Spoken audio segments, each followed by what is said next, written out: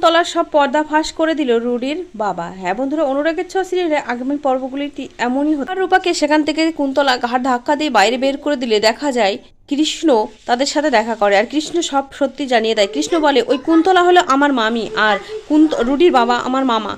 দীপা কৃষ্ণকে বলে কি বলছো তুমি? কৃষ্ণ বলে হ্যাঁ আন্টি, সবটাই সত্যি। এমন সময় দেখা যায় রুডির বাবাও ঘর থেকে বেরিয়ে আসে, আর দীপাকে বলে ও যা বলছে সব সত্যি।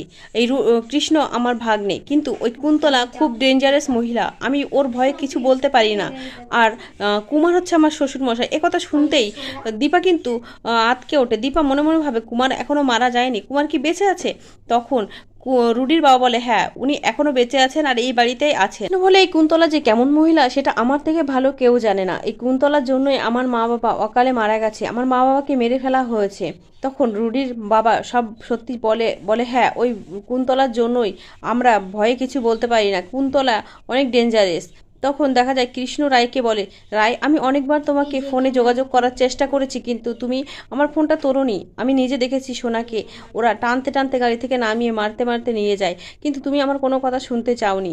রুডির বাবা দীপাকে বলে আপনার মেয়ে সোনা এ বাড়িতে ভালো নেই, ওকে ভীষণ টর্চার করা হয়। ওই কুন্তলার ভয়ে আমরা কিছু বলতে পারি না, মুখ বুঝে সবটা সহ্য করতে হয়। আপনারাই পারেন আপনার মেয়েকে এ বাড়ি থেকে নিয়ে যেতে। সোনা ভীষণ ভয় পেয়ে আছে, তাই ও সবার সামনে মুখ খুলতে পারলো না, কারণ ওই কুন্তলা হুমকি দিয়েছিল যে ও যদি মুখ খোলে তাহলে ওর পরিবারকে শেষ করে দেবে, ওর বাবাকে শেষ করে দেবে। সেই ভয়েই সোনা মুখ খোলেনি। বলে এত বড় ষড়যন্ত্র চলছে এই বাড়িতে, কুমার বেঁচে আছে, কুমার আমার মেয়েকে এইভাবে টর্চার করছে, ওই কুন্তলা এত বড় সাহস আমার মেয়ের গায়ে হাত তোলে, আমি কি করে বাঁচাবো? আমার মেয়েটা তো আমার কোনো কথা শুনছে না। ওদিকে কৃষ্ণ বলে আন্টি আমার মাথায় একটা বুদ্ধি আছে। রুডির বাবাকে কৃষ্ণ বলে মামা আমি যদি ওই বাড়িতে যেতে পারি তাহলে হয়তো কিছুটা সুরাহ হতে পারে।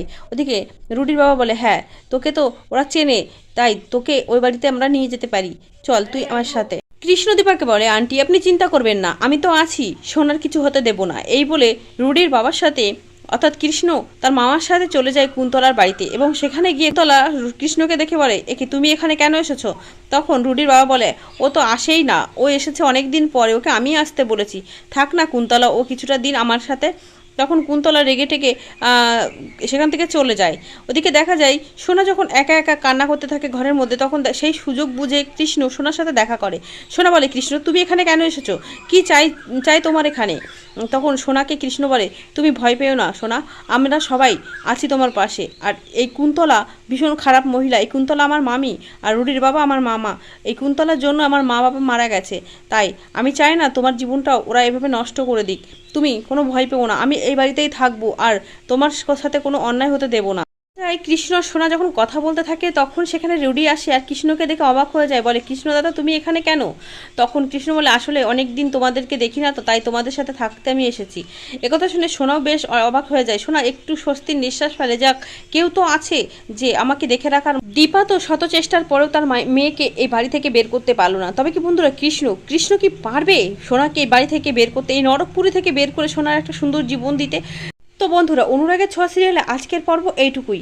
আগামী পর্ব দেখতে হলে চ্যানেলটি সাবস্ক্রাইব করো আর আমার পাশে থাকো। ধন্যবাদ।